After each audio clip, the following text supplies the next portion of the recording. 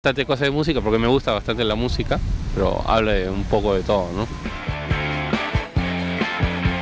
Bueno, esperamos que tenga una buena circulación y se escuche como se escucha esa música subte.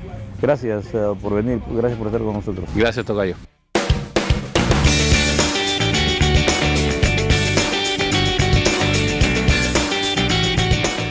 La representación argentina tiene escritores de diferentes disciplinas y Sebastián Goyeneche ha traído su tercer libro, Biografía de un bandeirante. Bandeirantes son los brasileros, ¿no? Sí, bandeirante es una figura de la colonia portuguesa que eran como especies de bandoleros que juntaban escuelas o hacían detrás de una bandera, se unificaban y tomaban tierras. Era una especie de tomador de territorios, anarquista, bandolero de esa época, del 700, 800. Y mataba jesuitas o indígenas o españoles y tomaba ciertas tierras para hacerse dueño. ¿Cómo llegas a una biografía de un personaje como este? En realidad el libro es bastante irónico porque nunca se hace una descripción del bandeirante. Se menciona el concepto, pero no se hace una descripción ni una explicación. Yo creo que lo tomé un poco irónicamente y un poco no, porque es un libro que escribí de viaje. Yo justo estuve en Perú también en el 2010, en la feria, en la 15, digamos, hace 2 años, también con el stand de Corredor Sur y mi editorial Nulú Bonsai. Y en ese viaje yo justo había estado en Mendoza, en Porto Alegre, de ahí el bandeirante.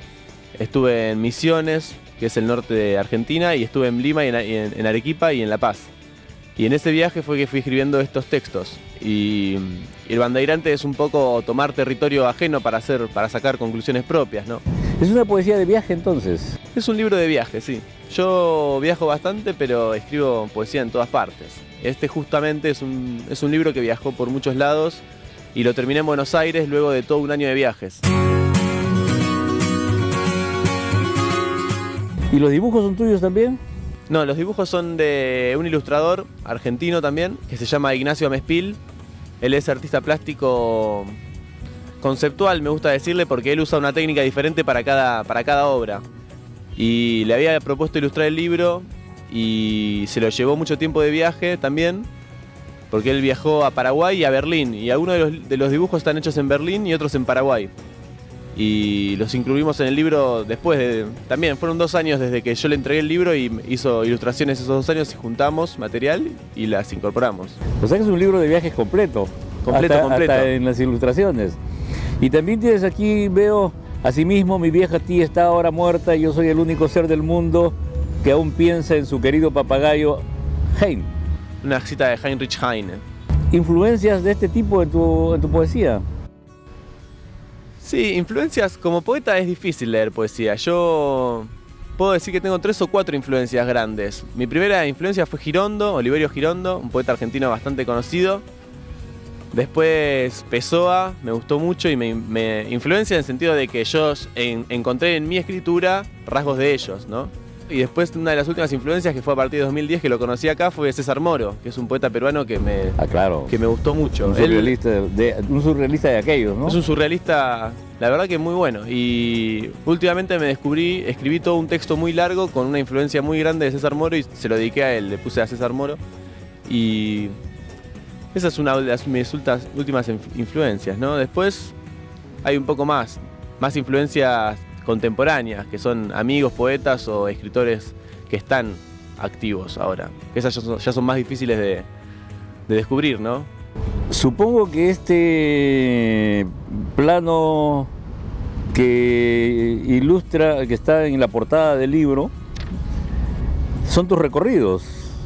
Es algo así. Están en Montreal, Chicago, Nueva York, Reykjavik. Fue casualidad, el ilustrador trabaja mucho con material encontrado y cosas que saca de la basura o que reutiliza o recicla.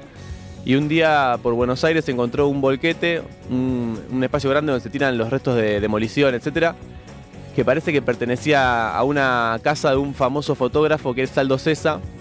y encontró entre todas esas cosas, además de libros de fotografía viejos, mojados, negativos, encontró unas planchas que son planiferios en papel vegetal de las distancias desde Buenos Aires a todas las ciudades del mundo. Y iba exactamente con el libro y lo llevamos a la imprenta y le dijimos de incorporarlo a la edición y quedó como apertura y como cierre la plancha del mapa de Buenos Aires. Igual hay muchas ciudades a las que no fui, pero justo esa casualidad, ¿no? Biografía de un bandeirante. Comienza por arrojar todos mis poemas al agua. Algo en ellos cambia. El escudo fue el primer anticonceptivo de la historia. Dice Jesús, desde una gigantografía, yo tengo el milagro que necesitas. Así como un abogado festeja radiante la cláusula de un contrato que redactó él mismo. Nadie nada nunca o todo el tiempo. El mito de la caverna es tener garganta y cuerdas. Después de un acto de homenaje a Rodolfo Walsh, alguien arenga para cantar una marcha muy conocida que vitorea a un militar. Después de un acto de homenaje, el argentino promedio propone un acto de contradicción. Otro argentino me regala una biografía de un esclavo. Sentado en este viaje, voy a probar cuánto me esclaviza esta historia, si puede mantenerme en vilo hasta el final, o si yo mismo aboliré la literatura in medias res.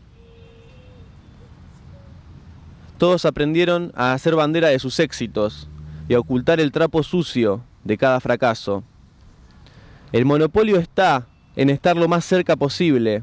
Incluso, algunos monopolios ya no hacen más nada. Ser poeta es ser un bandeirante. Uno espera que lo que ve, lo vea el ojo del mundo.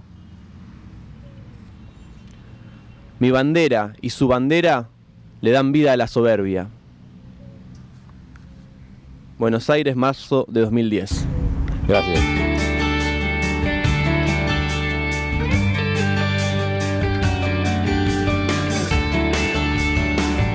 La Feria del Libro también es importante para la presentación de libros de los jóvenes escritores nacionales, como Dani Salvatierra, que presenta su segundo libro. El primero fue de cuentos, este es de novela.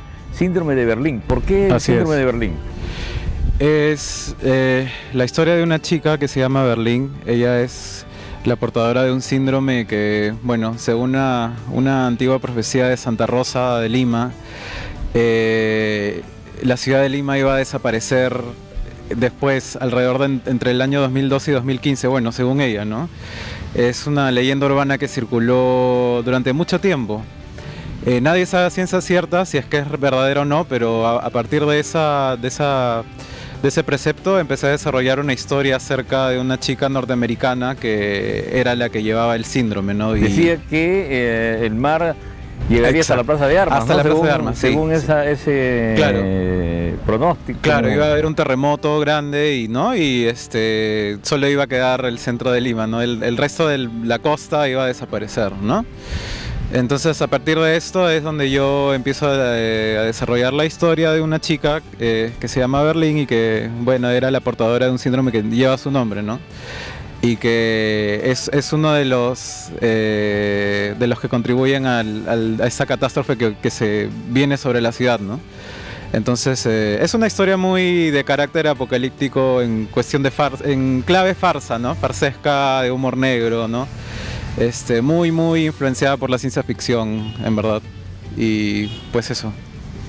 Influenciada por la ciencia ficción, pero estos terremotos y estos cataclismos no son mucho de ciencia ficción. No, claro, definitivamente estoy aprovechándome de la conjetura de toda esta habladuría del fin del mundo, el 2012, el calendario maya, ¿no? Entonces la gente está un poco susceptible a toda esta era apocalíptica que estamos viviendo en teoría, ¿no? Entonces, por eso yo creo que la novela ocurre en realidad en el 2012, ¿no? En una realidad paralela, se podría decir. Entonces, yo creo que sí habría mucho mucho interés por leerla justo en esta conjetura, ¿no? ¿Cómo nace? Pues es una historia, yo estudié cine en la Universidad de Lima, entonces esta historia nació a raíz de un guión que yo escribí en la universidad, que nunca llegó a materializarse, bueno, más allá del papel. Entonces, desde los últimos 5 años mi interés por la literatura creció bastante, escribí cuentos, entonces decidí tomar, a partir de este guión, desarrollar la novela, ¿no? Y yo creo que pues al menos hasta la fecha ha tenido muy buenas reseñas. ¿Lo has pensado como una película? Sí, está pensada bastante como una película, sí. ¿Y en algún momento puede funcionar que te regresa tu afición cinematográfica y que se convierte en una película? Por supuesto, pero no me gustaría ser yo quien la haga, porque estaría así interesado en escribir la adaptación cinematográfica, cosa que ya está más o menos esbozada, pero me gustaría contar con el punto de vista de alguien más, ¿no? Quizás, no sé, otro director aparte de mí, ¿no? Esperamos que pronto tengas también una película. Ojalá, sí, definitivamente. Gracias, Dani. Muchas gracias a usted. Vamos a la pausa y regresaremos con una nueva secuencia del programa.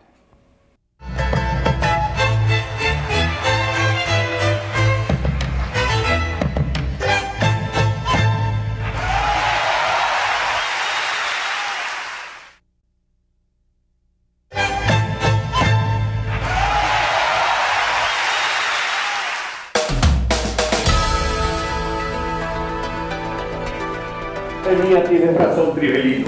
Mi patrón es una muchacha que se hace pasar por hombre. Quería ocultártelo, pero se me escapó y terminé delatándome como un idiota. Sé discreto, te lo ruego. Lo soy desde la cuna. Confiesa entonces. ¿Esa muchacha y tú están tramando alguna intriga? Sí. Quizá para descubrir las intenciones ocultas de los demás debemos ocultarnos nosotros también detrás de una máscara. Alrededor de esta premisa se desarrolla la historia de la hilarante comedia La falsa criada, que se estrenó en el Teatro de la Plaza Isil de Larcomar. Dirigida por el maestro Alberto Isola y con un reparto que incluye a Norma Martínez, Alejandra Guerra, Miguel Issa y Leonardo Torres, es una puesta en escena muy recomendable. La historia nos traslada a la Italia del siglo XIII. La protagonista es una joven heredera de una cuantiosa fortuna, quien descubre que su familia la ha destinado a contraer matrimonio con un tal Lelio. Si quieres saber cómo termina, hay que ir a ver la obra. Romperlo. Antes preferiría morir. ¿Acaso ese contrato no me asegura que me dará su mano? ¿De qué le serviría que le conceda mi mano si no le concedo mi corazón? Yo espero poder tener amor. Ay, ¿por qué busca disgustarme entonces? ¿Pero de qué manera he podido disgustarla? Usted misma sería capaz de decírmelo. En primer lugar, es usted celoso. Santo Dios, ¿qué más se puede esperar de un hombre que ama? Vaya, qué arrebato. Bien, ahora tenemos publicaciones recibidas. Betty Boo.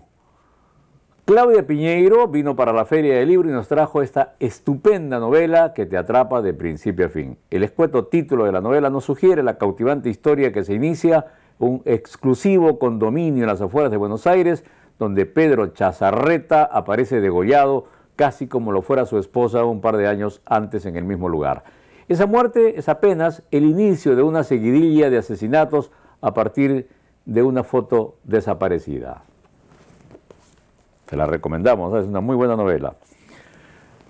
La fauna sagrada de Guarochirí. Luis Millones y Renata Meyer de Millones recogen en este libro el panteón andino que acompañó las aventuras de la humanidad en el amanecer de la vida, que transcurrió entre la montaña de Pariacaca y las aguas que bordean el santuario de Pachacámac.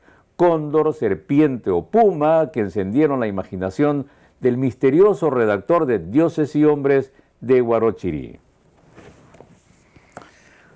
Homenaje a José Antonio del Busto.